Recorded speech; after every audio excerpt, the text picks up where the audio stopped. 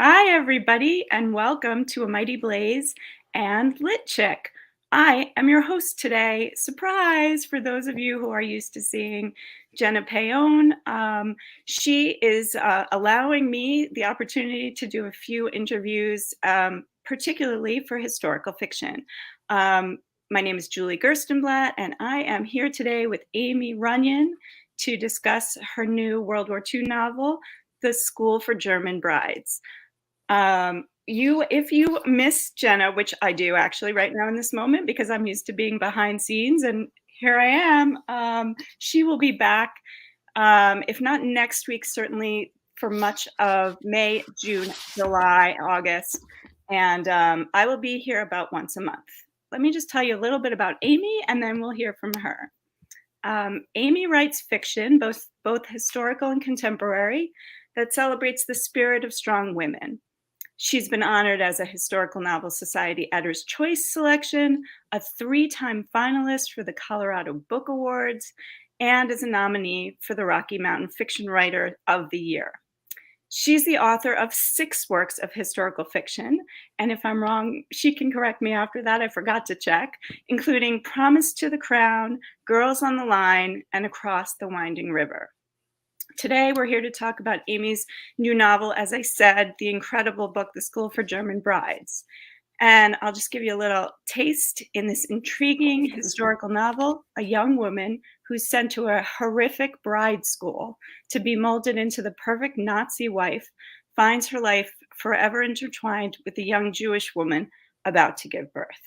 It was fantastic. I recommend it for book groups. I recommend it for everyone. And I'm so excited to talk to you. Welcome, Aimie.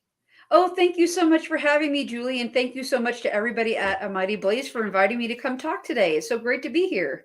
Great to have you. So can you just tell everyone in the audience a little bit about this book? So, The School for German Brides was actually something I came up with while I was researching for my previous book, Across the Winding River. There was a young woman who was about to get married, and she was marrying somebody she's a younger girl. I believe she was 18. You have to forgive me. It's been a while since I wrote that book. And because it came out in 2020. And there was a young woman who was getting married, and I figured, you know what? From everything I know about Nazi culture, they were going to have some weird wedding traditions. And so I Googled it and did some research on Nazi wedding traditions, and I came across the fact that Hitler had created bride schools. And it's kind of like you can imagine from the title, Reichsbrautschule, where it was women, is kind of like a beefed up version of home economics, with cooking and cleaning and taking care of livestock even, and taking care of young children and all of those skills, with a massive dose of Nazi propaganda. And I read about them and I was horrified. And I could have these visions of the Nazi version of the Stepford Wives mixed in with something like the Alice Network or the Nightingale. And I'm like, I've got to write a book about this. And my editor at the time was like, we need you to step back from World War II for a little while. Let's calm down because we are overextended on World War II. And I understood that. So I proposed something else. And, one thing came to another. And I actually started conversing with another publisher. And they were very excited about the idea for writing a book about the bride schools. And so I was happy to propose that to them. And we have a book. It's so interesting and fascinating, and it isn't something that I feel we've read before or seen before in this genre. As you mentioned, and I'm just going to say hi, Sharon. Hi to Lisa Barr. Hi, Anissa. I've always wanted to say hi, Anissa. Hi, everybody. To say it. Hi, everybody. Thanks for joining us. As you said, there is a feeling from some publishers that maybe there's an oversaturation of World War II novels, and yet I have to say, I keep seeing new stories coming out about that time period that are so distinctly different, fascinating, interesting, and I'm always learning something new. How did you decide? Basically, my question is about telling something from a German point of view, more than sort of the traditional Jewish Holocaust angle, especially if you're going to set this novel in Germany, which is where it begins in Germany in 1939. And I'm a Jewish woman, and so Mhm. I think I was expecting a bit more of the um, concentration camp, Holocaust, etc. But you pulled away and showed us a different side. You showed us German women and made me Yeah. feel sympathy and empathy and understanding for them in a way that's really interesting and unique. Can you tell us Yeah. how you picked your characters and the points of view that you decided to tell this from? It was so hard because whenever you're dealing with a character, is even those who have absolutely horrific philosophies and worldviews, you have to make them human. And that I actually just turned in a blog post about this. But it's so hard. It's so hard to humanize these terrible people. And I remember when I was writing Duty to the Crown over there. And it was my second book, and my amazing critique partner, Gwen Florio, was reading it. And there's a character who's a wife beater. And she said, Aimie, give him a dog, do something, because he is so morally black, on the scale of white to black, that he's not relatable. He's just a mustache twirling vaudevillian villain. And nobody can relate to that. Nobody's really going to resonate with that character. And so you had to give these horrible people redeeming characteristics. So it was really hard. But so I started with Hannah, who is 17 at the opening of the book in 1938. And she's recently lost her mother, and she was very close to her mother. And her father says, off you go. You're going to live with my brother and his wife. And you're going to finish off your last year of high school with them. And, they're going to launch you into adulthood because I'm too busy running a store. I'm going to ship your brothers off to boarding school and just, because I don't have a wife to take care of you anymore. And they're definitely, Hannah as a character I was super interested in telling the point of view of a young German teenager, because I read an article about how indifferent a lot of the Berlin teenagers were toward the plight of everything going on. They were bored with the war. Even as late as 1944, they were just bored. They wanted it over. They were tired of hearing about it. And it wasn't something that affected them. I mean, but then they started seeing their neighbors taken away. But until it was somebody they really cared about, it was just others. It was just others. But then Hannah, being, a little bit more morally aware and a kinder human being, she's, she just becomes more and more complicit slowly. And I wanted to show how people who are even, have good intentions get swept up in the furor of these types of movements. And in Hannah's case, it was just trying to please her aunt and uncle and trying to get a measure of acceptance in this new household where she had to find her place. And so you're just showing how easy it is to get swept up in something so terrible, and to understand that, because I think in order to eradicate evil, we have to understand it. And then Tilda is our half Jewish, half Aryan character. Aryan, I hate the term, but half traditionally German. We'll say that, I guess. Yeah, I And didn't know half what Jewish. to say either. When I wrote Yeah. my notes, I was like, well, she's German, but so we're Jews. So what Yeah, do you exactly. And so, it's hard in this discussion talking about ethnicity and religion and the intertwining of all of those things, because you also have characters in the book like Tilda's boyfriend Samuel, who is he's an immigrant. So he's got, a different ethnicity than Tilda. And so that adds in a completely different layer of problem for him and trying to survive. But Tilda has a German father and a German Jewish mother. And she is able to pass off as Aryan before they really started, enforcing a lot of the rules with the stars and everything. And so she has a bit more freedom of movement. And her mother, because they see the writing on the wall, and she is basically in hiding in their apartment, and while they're trying to get visas to get out. And it was really important to me to show these characters. To show these characters as being fully evolved. And Tilda and her mother are basically abandoned by their father because he would lose his law practice. And he's just basically a very selfish individual. And showing the juxtaposition between Tilda basically fighting to survive and Hannah being pushed up an echelon in a society she wants no part of. And they're both German brides.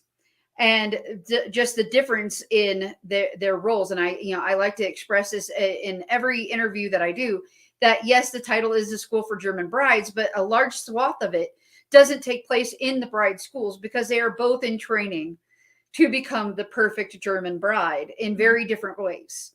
In very different ways. And the bride school is just a symbol for all of it. But Hannah especially begins her training the minute she steps off the train platform. Right. That is such a good point. And honestly, I didn't even think about that. And I was a literature major, and I've got all these notes that I was like digging into text. And I did think, school being formal, which happens later in the book, as you say, but really education and her schooling starting, like you said, the minute she gets off the train and realizes that she's here really to find a match with an SS officer, and the higher ranking and more prestigious and powerful, the better. Yeah, exactly. Exactly. And, it's kind of almost like Pride and Prejudice with Nazis, trying to marry up as high in the social echelon as you can for the benefit of her aunt and uncle, really. Yes. And I thought it was interesting that both these women, Hannah and Tilda, are outsiders. For sure. That, Hannah has just arrived in Berlin. That's not, her society. She's trying to fit in and find her way and find friends. And that, being half Jewish, half German, for Tilda, she doesn't belong. She does belong, and she doesn't belong in both of those worlds. And now I want to talk about, because I really found this third character, Clara, who each of them has in common, or each of them knows, but is not a point of view character. I love Clara. I love Clara too. Can you please just talk about Clara? Clara was this beautiful organic invention. She started off, she emerged in the first scene we see her is when Hannah has her first day at school, and Clara's like, "Oh, I'm so glad there's somebody new here," because Clara is not particularly popular. And of course, the unpopular kids are always excited when there's a new kid, because it's a chance to make a new friend. And Clara's family is pretty high up in the Nazi echelon as well, and desperate, and knows that the Rombauers, Hannah's family, are also very high up in the echelon, and hopes that Clara is, definitely fighting with her mother's expectation. Her mother is cruel. Her mother has, she's the worst socialite mother. She makes the Kardashians look so kind. She is just absolutely ruthless in pushing her daughter forward in society, and nothing Clara ever does is good enough, or she's never going to be pretty enough, smart enough. She's never going to be docile enough to please her mother. And so she seeks approval through finding this new friend who might get her some social points, because the Rombauers are very high up in society. And Hannah is very much aesthetically the perfect German bride. She's tall, blonde hair, blue-eyed, and just exactly what, the kind of the poster child for what an SS officer was going to be looking for. And Clara really links together. She's also, she loves fashion, high fashion. And there's a great scene where Clara takes Tilda to a French-speaking bookstore in Berlin. It's based on a true story. Louise Frankel was a real person, and they go by Vogue magazine. This book here is, and of course the light is hard to see, but it's called The Last Bookshop, a bookshop in Berlin by Francoise Frankel. And it's a great story about this woman a Jewish French woman running a bookshop and trying to stay afloat in Nazi Germany. And it's just fascinating. But the girls go in to buy Vogue magazines, and that's how, Tilda is a seamstress, and she's taking, and Clara takes lessons from Tilda, and it's her kind of creative outlet that her mother kind of sees as a little bit working class. And so there's that strive. And of course, it's all working into the Nazi philosophy of how women should be, which was no makeup, very plain peasant dresses. If you see pictures of women, it was the milkmaid braids, and they would wear dresses that have very rustic prints, like little flowers, calico, very Little House on the Prairie type patterns. And and the women were encouraged to to mold their lives around family, husband, children, and duty to the fatherland. And Clara was very subversive and didn't want any of it, but she just needed to be accepted in her own home. And Hannah was very much the same way. She didn't, she wanted to go to university and pursue a career. And both of these women are caught in between that. So that's a commonality there. And the link, Clara really links the two main characters and gives their narratives a bridge so that they come together. But Clara actually becomes one of the more fascinating characters in the whole thing, I think. I totally agree. And I think also what's interesting, and this is something because I have a novel coming out next year and we're just looking at art and cover art. Yeah, thank you. And so I looked at your cover has 3 women on it, but there are the 2 point of view characters. And yet that third one is so important that of course she has to be there on the cover. In fact, if you have it, you can hold it up so we can see. And see if I can get it angled just right so we can see. But yes, we have the 3 women. And honestly, I'm not sure that this is necessarily representative directly of the characters, because like one of them I think would have had darker hair. But these are, the traditional Aryan women going into the bride school. And I kind of imagine that, we have that one of those is Hannah, and, and maybe Clara, but Clara has darker hair. And, Right. but it's kind of symbolic of these women kind of I can imagine them kind of being swallowed up into the villa on Schwanenwender. And, the horrible experience that it must have been. I can imagine. I mean, me personally, some of the women, they drunk the Kool-Aid and they thought it was great, but I would just be uncomfortable the whole time. I mean, I would think most people would. And there's a point at which we see them each fighting against believing, drinking the Kool-Aid, as you said, and becoming that they know it would be so much easier if they just gave in to the power and control and kind of what's being offered to them is sort of a very easy life in some ways, but it's not about, it's removing choice. And so as I read this, and it's men making decisions for women, not just about how to live their lives, but even sexually, like when I feel like having sex with you, when I can use my power and control over you in lots of different ways. That wasn't the Nazi way, for sure. And it's really interesting because having written a number of World War II books by this point, the first of which was Daughters of the Night Sky, from the Russian point of view, and at least on paper, women were emancipated, and in some respects, they were more directly involved in the combat than any other society that was involved in the conflict, or at least of the major players. I mean, I can't speak for other nations beside, the top 6 players, maybe, because I don't pretend to be a huge World War II expert. I've studied it a lot, but, it's such a vast conflict. It's hard to know everything. But women were flying airplanes. Women had been trained from the 1930s. That was one thing I remember. I got into a kerfuffle with a potential reader. They were saying, well, these women were like last minute substitutions, yada, yada, yada. I'm like, why do you say that? There were gliding schools available to women from 1933 on. These were not last minute substitutions. You're making assumptions based on the way we had done things here in the States. Women were always the second string. But, here in the States and in Britain and countries of that ilk, it was kind of a, in between, the women were in auxiliary forces that would free up men from the administrative duties, secretarial work and things like that, and free them up to go to the front lines. But women were very important. They were honored. They were respected for what they did, but it was not the same. Whereas, Russia being the opposite, but then Germany is way over here. And it's like, you stay home, you have children, you raise them to love Hitler, and that's what you do. Right. And you can do things like knitting socks or whatever for the war effort. But beyond that, women were expected, unless the battle came to their doorstep, they were not involved. And it's just a completely different relationship between the sexes. And then, of course, in Across the Winding River, we see a character who is designing airplanes. She's an engineer for the Luftwaffe. And, and that was, it was based on an actual woman who was designing planes. And she, like Tilda, was, and this is based on a real woman who was half Aryan, half Jewish.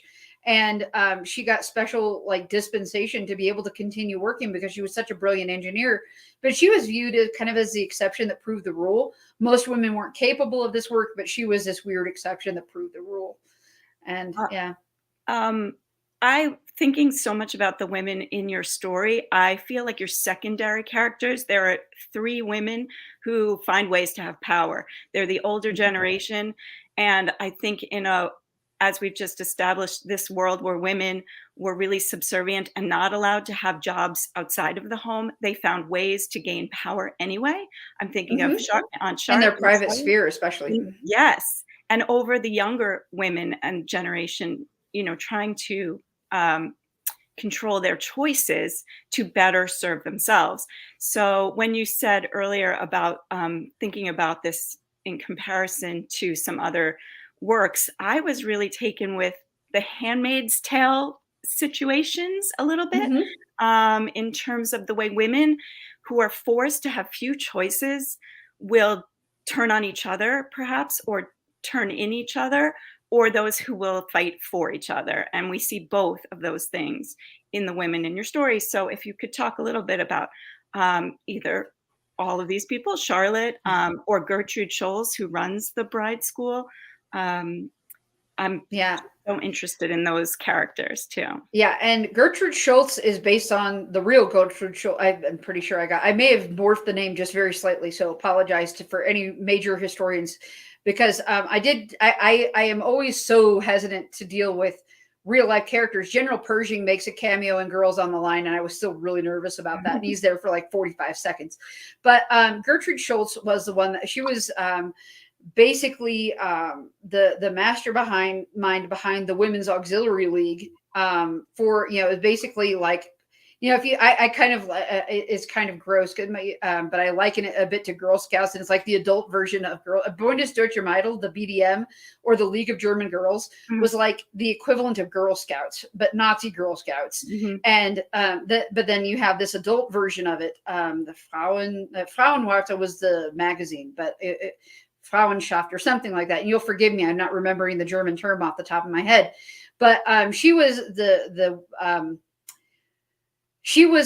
mastermind behind these women's movements that helped kind of solidify the place of women. And they sent out the magazine Frauenwarte, which was basically it was a propaganda magazine that encouraged women on how to dress and how to act and how to raise their family, how to feed their families, et cetera, and so forth. And they highlighted, women that were doing extraordinary things for the Reich.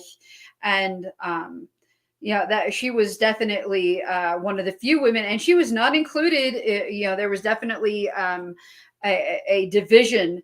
She was never included in any major discussions with the Führer or any of that. She was definitely knew that she was a second class citizen in the hierarchy, but she had a place in that hierarchy nonetheless. And I think she was fairly well respected for what she did, because those social movements like the Hitler Youth and the BDM and the women's movement were all extremely successful, I hate to say.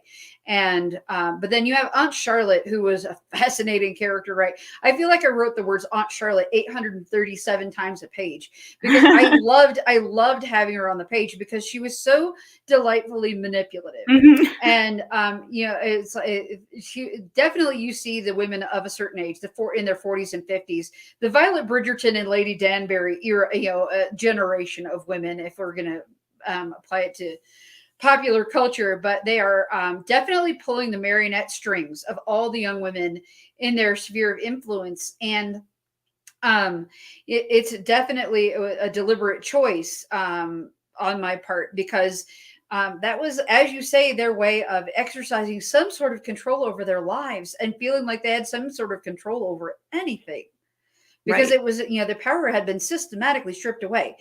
We hear tons about, the various movements to strip power from Jewish people. But in 1936, women were forbidden from practicing medicine, which is a major plot point in the book. And it was not just Jewish women. It was all women could not practice medicine outside of the scope of midwifery. And, that was heartbreaking for a lot of women, because before Hitler came into power, they had more women doctors and lawyers than any other country in the world. And this is a Incredible. well-educated populace where this happened. And you can think of how desperate people were to reestablish some kind of prosperity after World War I to allow this to happen. But it's a well-educated populace that kind of allowed this ascension of Hitler to power. It's horrifying to think about it. Yes. And Randy Gravitz mentions that he's reading Caste by Isabel Wilkerson. And in that book, Isabel compares Hitler's Reich to sort of the base of Trump's America, and also the race-based caste in our country as well. So he brings that up. I also felt, clearly he's listening to this conversation between us and thinking about ways in which we're seeing those things today. And for me, and perhaps, yeah. Oh, go ahead. No, I just was going to say, I kept thinking about women's reproductive rights now as being something that we're even questioning, and its power and its control. And it's, again, about taking something away that women were able to do, like you just mentioned, about being doctors and lawyers in pre-Nazi. And I know that reproductive rights were a hot button issue. That was not certainly something that would never have been allowed in Nazi Germany. In Russia, abortion had been freely available and legal up until they stopped it and they made it very clear this is a temporary suspension on abortion because there 28 million Russian folks died in the war. And so they needed to rebound the population. And so they said this is a temporary suspension of that rule. So abortion was, and I remember reading The Bronze Horseman by Paulina Simmons, and her mother had 8 abortions. And so you think about the different relationship between the countries, and I think it's fascinating between reproductive rights. But I can definitely see the parallel between the race-based caste that we had and have here in the United States versus the way it was in Hitler's Germany. But all the same, I think that that could be why it's World War II literature is resonating so much, because we see a lot of the same things popping back up. And it's kind of sad to think about. I think the other reason is that, we're losing our World War II veterans and our Holocaust survivors, and we don't want to lose that record, and telling the women's stories that were never told heretofore. Right. That is one of the best things I think that's coming out of historical fiction in general, which is telling those stories from the women's point of view, which has been so much overlooked, whether it's Holocaust or Civil War or anything at all. So which brings me out of this book and onto kind of your career, in total, which has been up until this point historical, but now I see that your next book is going to be contemporary. So can you talk about what you loved or love about writing historical versus contemporary, and why you're making that shift? Well, and I'm not really making a shift so much as diversifying my portfolio, so to speak. I do have I have another major historical book, big historical book in the works. I mean, major. It's a full historical novel in the works with William Morrow that actually may come out first. It may come out about a year from now. And it's a dual timeline. It's Paris Commune and the siege of Paris in 1870 and 1871 and post-World War II. So think Les Mis meets Chocolat. And it's been a joy to write. It's been so much fun, and definitely a departure from my last 4 books. But then contemporary, I'm working on a book that is set in Provence with a nice touch of magical realism and romance and food. And it's virtual vacation fiction is the way I kind of pitch it. And it's fun. And it doesn't require the same level of research, though, of course, some. How much car can I buy for $10,000 that's an automatic transmission in the south of France? And that sort of thing. But, it's a different sort of research. And just being able to write a love letter. I spent a year in Provence. I was a French major, which, you're going to see in my next few books. It's very apparent. Well, my first 2 books, for sure, were French-Canadian colonials. So I think my French background definitely comes to light. But, I spent a year in Provence and loved it. And this is my love letter to Provence and the beauty of that region, and being able to tell a sweet love story with some family mystery and food and all the beauty that is the south of France. It was just something that I wanted to branch into, and kind of as a palate cleanser between harder, darker books. Because, my last 4 books were pretty harsh.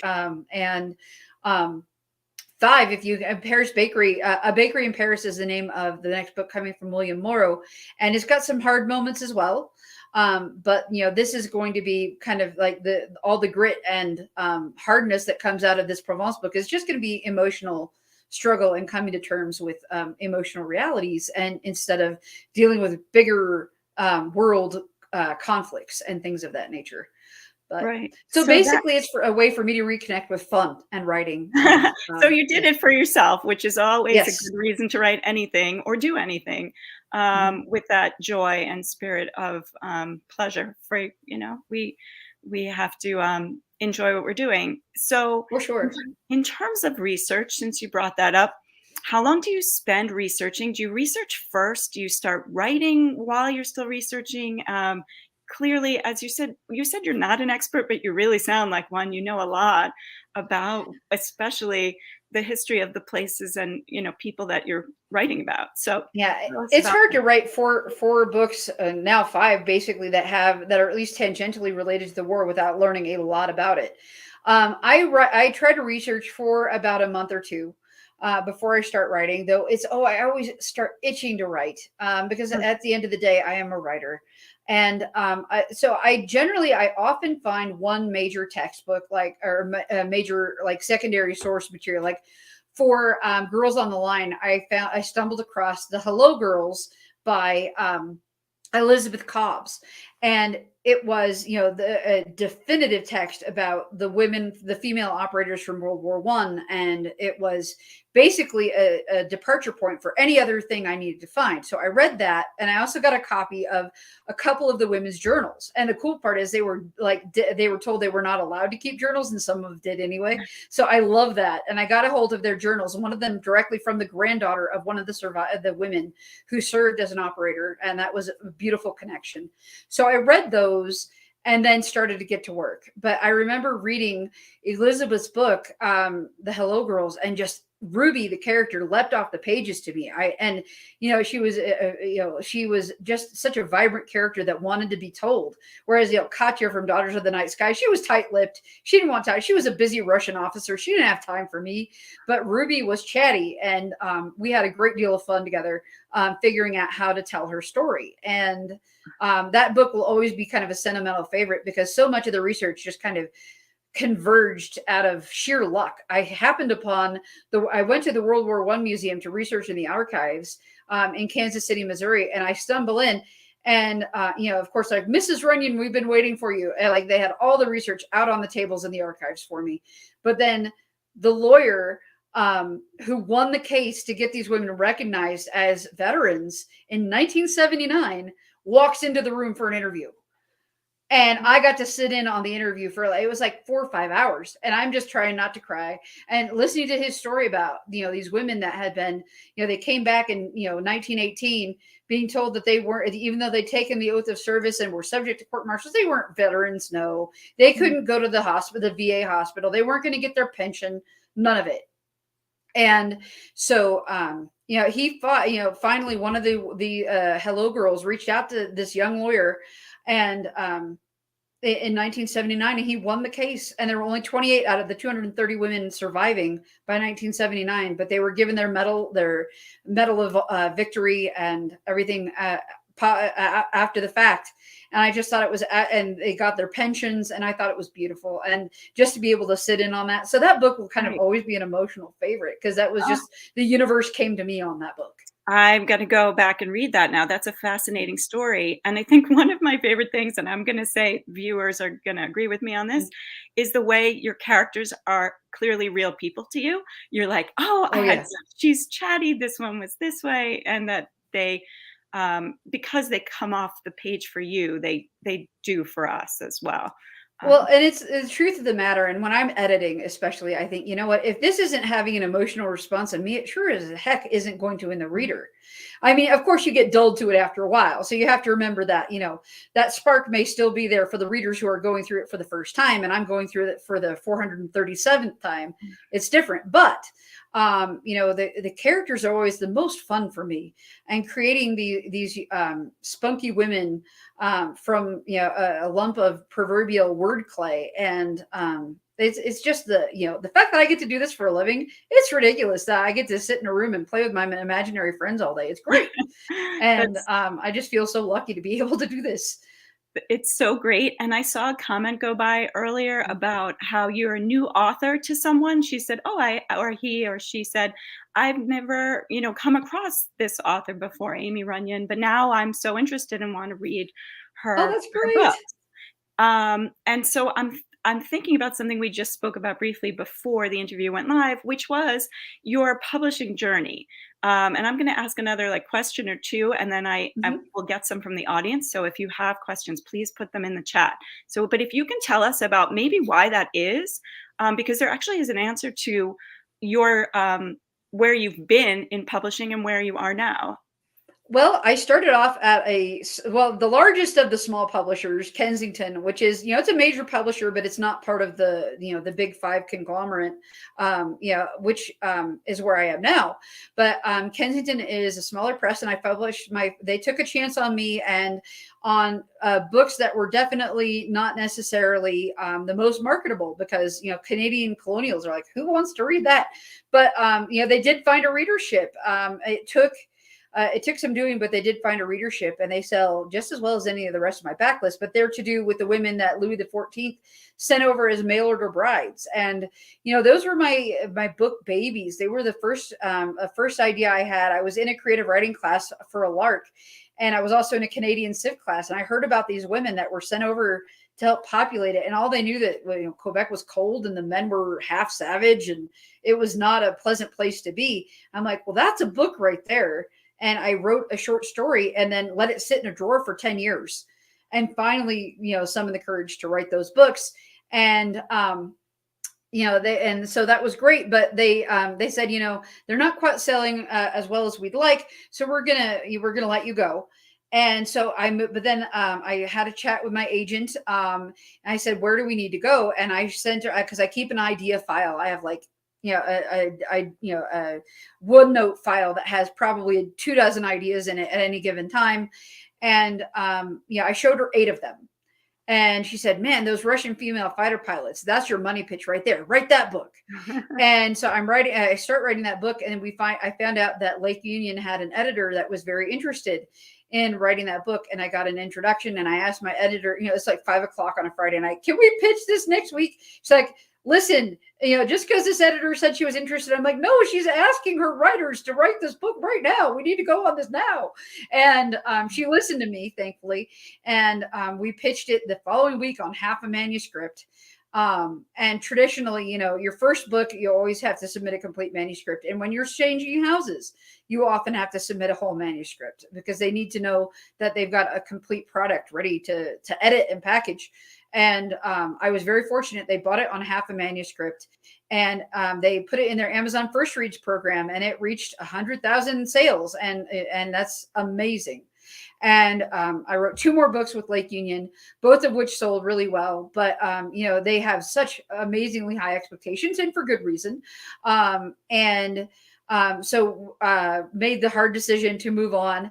But then William Morrow was very interested in the pitch for German Brides, and they bought it on a proposal, a few chapters and a proposal. And I was very fortunate. They were very enthusiastic, and they have been, so supportive and so enthusiastic, and, feeling the support, now that I'm known a little bit more within the writing community, the support of the other authors and the community itself. And it's just been amazing. But I think that the advantage with publishing with William Morrow has been, the book is placed everywhere. If you go to Costco, they're going to have 50 copies of my book sitting right there. Which is amazing. And that's something that you don't necessarily see with like Amazon publishing, because they focus so much on the Kindle sphere. And so, my last 3 books, Daughters of the Night Sky, Girls on the Line, and Across the Winding River, being published with Lake Union, are really known in the Kindle sphere, but not too far out of it. And so there are a lot of authors, amazing Lake Union authors, who would be New York Times bestsellers many times over, but they're just not known outside of the Kindle sphere. but they're making a beautiful living doing it. So, I mean, if they're happy, keep going. My goodness. And I absolutely would have stuck with Lake Union. But I think that my career has taken the journey it needs to. And I'm so happy to be with William Morrow. And I think they're doing a great job getting the book into the hands of readers. And that's really, at the end of the day, you want a publisher who's going to do that for you. Right. Because you write this, you're alone, you're working, with your, like you said, your imaginary characters and talking to these imaginary people. But ultimately, success means that somebody's found it and is reading it and has that conversation with you about it. And so I wanted to share that story because there are so many different ways to get published and be seen and heard and read. And I wanted to Absolutely. just ask one last question before we get questions from the audience, which is about that community of writers that you just alluded to. And I know that you're part of Tall Poppy Writers. And I just wanted you to tell a little bit about that and what that does. What is that? Well, Tall Poppies was founded by Anne Garvin as a way for those people who don't live in New York, those for women authors, because women authors traditionally get less support from their publishers, or had gotten less support from their publishers than their male counterparts. It's just a sad thing. And Anne's vision was to create a group where we could make our voices heard, and for women who are not living in the heart of New York to get the attention of the publishers, and to be able to be our own publicists, and to get the word of our books out there.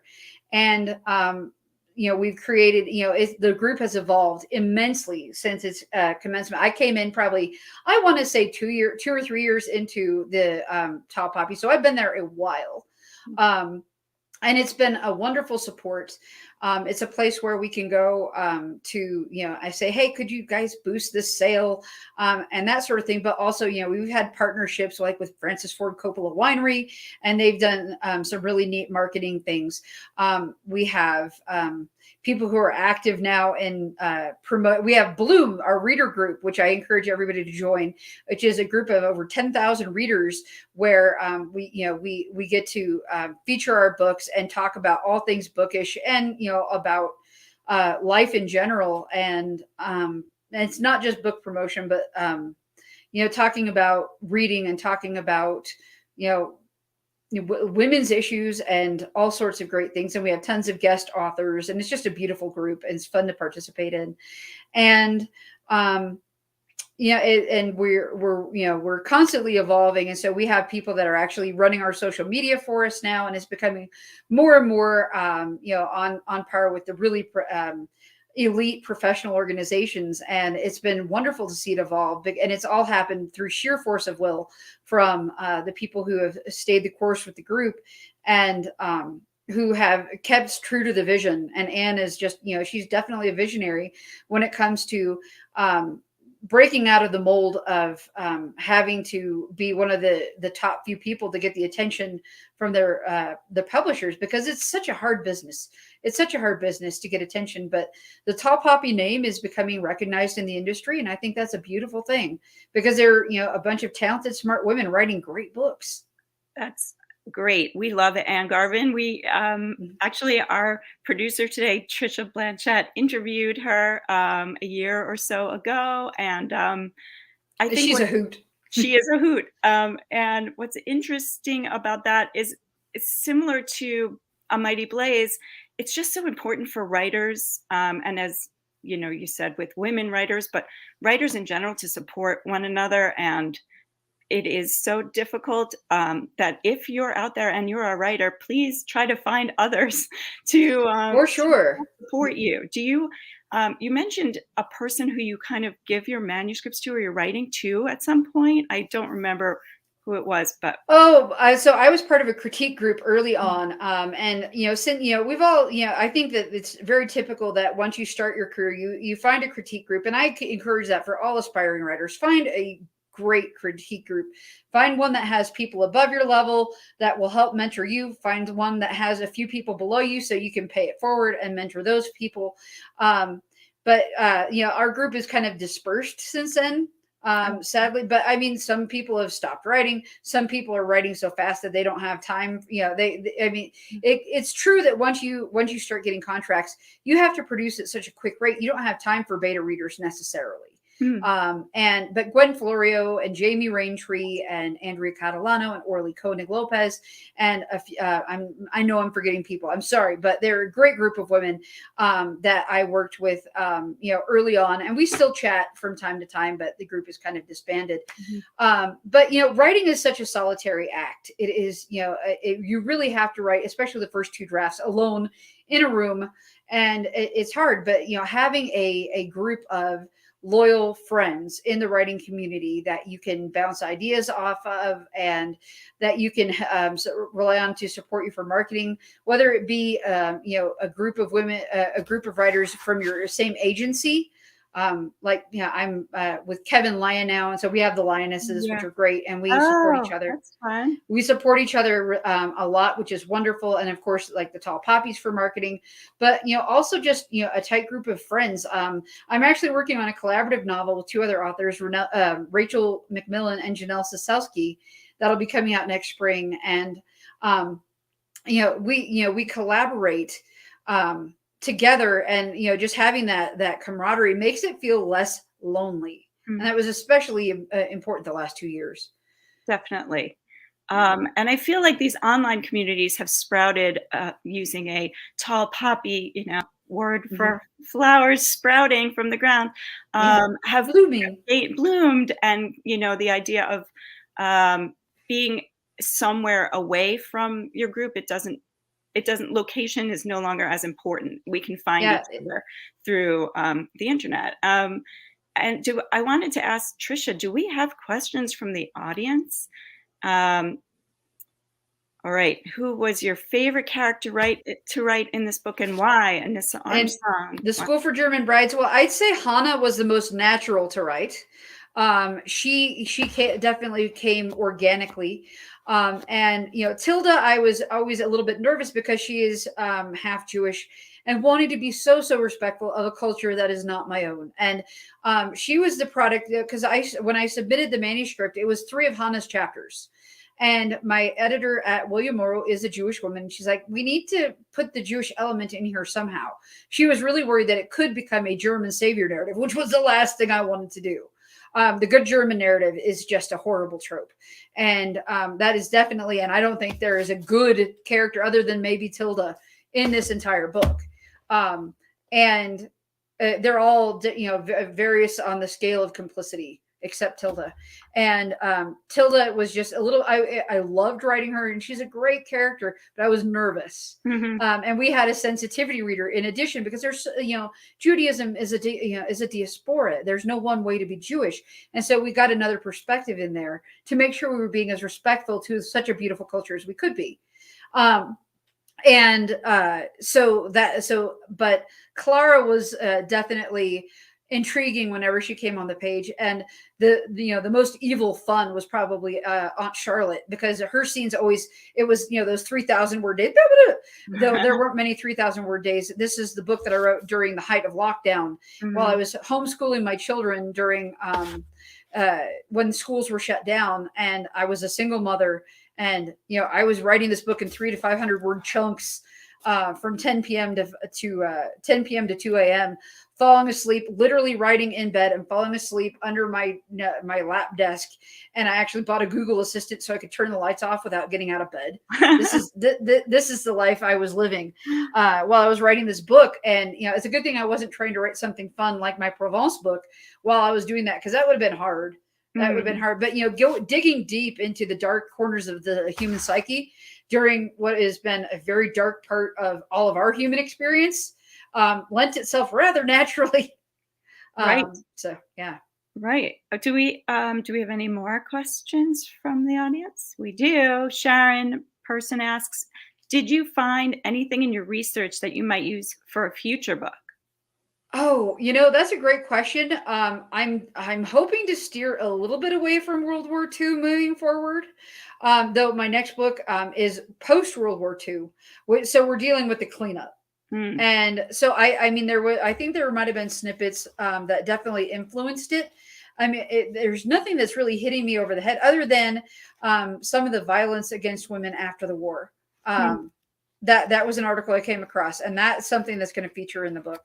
But it was definitely, yeah, I wanted to steer away because I think World War II has got so many heavy hitting authors treating it that unless I find a spark of a story that is that I feel like really hasn't been treated and that is there for me to tell. Like the Bright Schools, I knew I had to write that book as soon as I read that research. I'm like, oh, this is book fodder, Right. and so I think that unless I trip across another major idea like that, I'm trying to steer away from it gently and slowly, but it might be World War adjacent, but maybe not in the thick of Right. things. So I would say that with this book, maybe no, but there were definitely some interesting tidbits that maybe in the future might flicker or something.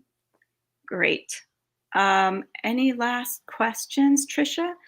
And where does, and this is a great one because I was wondering this, um, what made you want to write historical, right? Where does your passion for historical Yeah. fiction come from?